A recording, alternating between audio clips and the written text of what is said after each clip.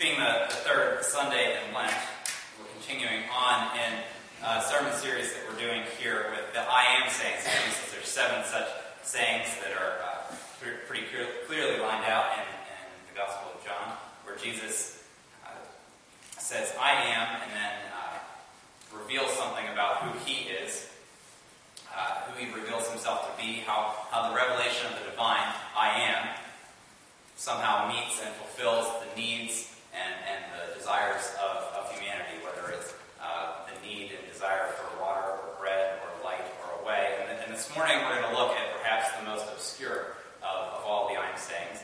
I am the gate. So hear now God's word. Jesus said, Very truly I tell you, anyone who does not enter the sheepfold by the gate but climbs in by another way is a thief and a bandit. The one who enters by the gate is the shepherd of the sheep. The gatekeeper opens the gate for him, and the sheep hear his voice. He calls his own sheep by name and leads them out. When he has brought out all his own, he goes ahead of him, and the sheep follow him because they know his voice. They will not follow a stranger, but they will run from him because they do not know the voice of strangers. Jesus used this figure of speech with them, but they did not understand what he was saying to them. So again, Jesus said to them, Very truly I tell you, I am the gate for the sheep. All who came before me are thieves and bandits, but the sheep did not listen to them. I am the gate. Whoever enters by me will be saved and will come in and go out and find pasture. The thief comes only to steal and kill and destroy. I came that they may have life and have it abundantly. This is the word of God for the people of God. Thanks be to God.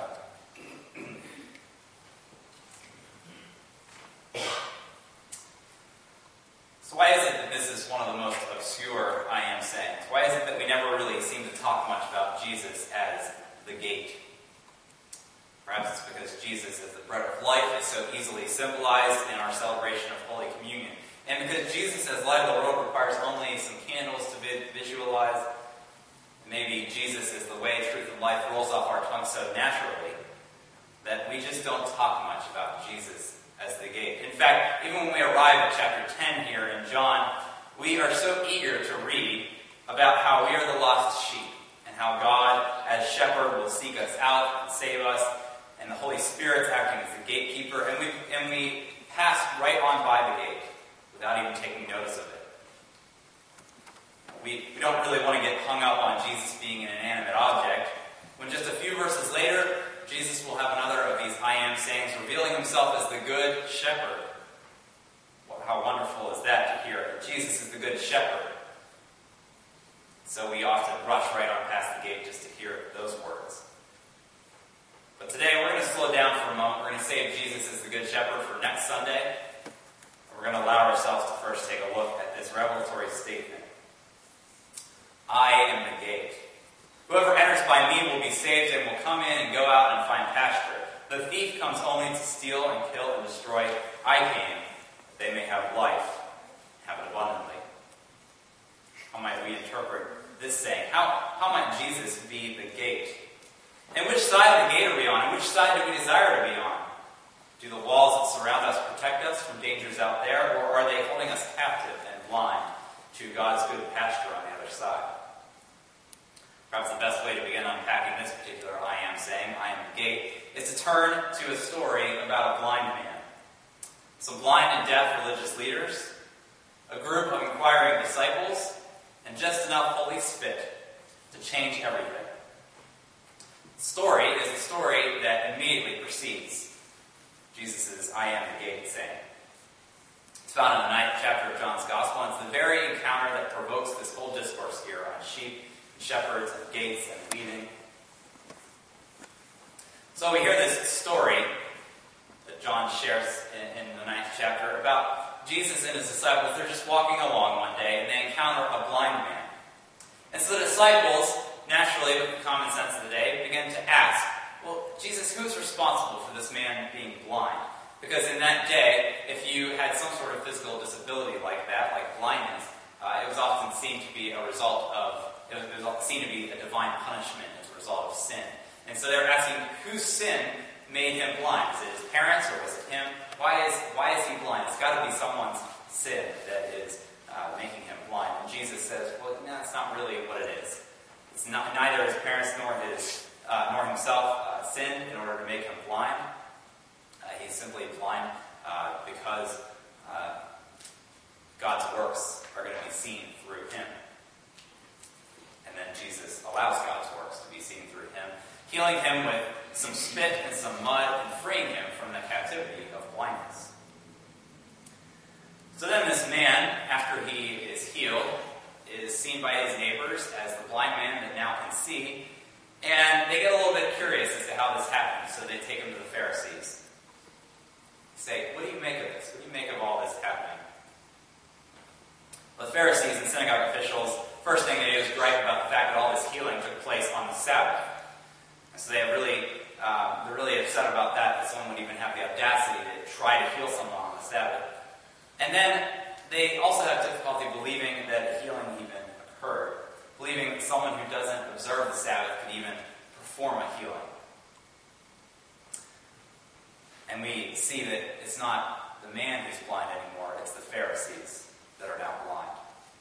Not only are they blind, but we soon find out that they're deaf as well. Because the man who was healed, when they ask him a second time to explain how he was healed, he says, I have told you already how you healed me, and you would not listen. The Pharisees become blind and deaf to God's works. Shares the good news. This man that's healed shares the good news of his healing, of Jesus healing him, and the response by the religious folk is to reject him and drive him out of the temple. So then Jesus finds the man after he's driven out and says, why did they drive you out? I heard they drove you out because I healed you. The man said, yes, that's why. And then Jesus, in having a conversation with this man, reveals himself as God's Son. Jesus, for this man and for us, is God's point of entry to offer salvation. The one who enters by the gate is the shepherd of the sheep. Salvation is rescue. Rescue from that which holds us captive. We leave the walled enclosure to experience new, abundant life in God's vast good pasture. As Jesus ends here, I came that they may have life and have it abundantly. So what is it that holds us captive? Is it sin or physical disability or illness? Is it the blindness? Is it spiritual blindness? Maybe it's thoughts of despair or fear of thieves and bandits or threat of disease even. Maybe it's even a group of religious folks that are holding us captive, building walls to try to keep us from God's mercy out there. Those walls are built because you're disabled like the blind man, or they don't like how old or young you are, or how you dress, or how you talk, how you look, who your parents are, because of the lifestyle choices you make. But in that wall that separates us from God, there is an opening. That opening is the gate. And that gate is Jesus. See, God saves us from whatever threatens to separate us from his love. Opens our eyes, leads us through that gate and into the good pasture. What is it that's holding you captive? What walls have been built around you that are maybe reaching so high you can't even see the greener grass on the other side? It's blinded you from the abundant life that God promises and desires to share with you and with everyone.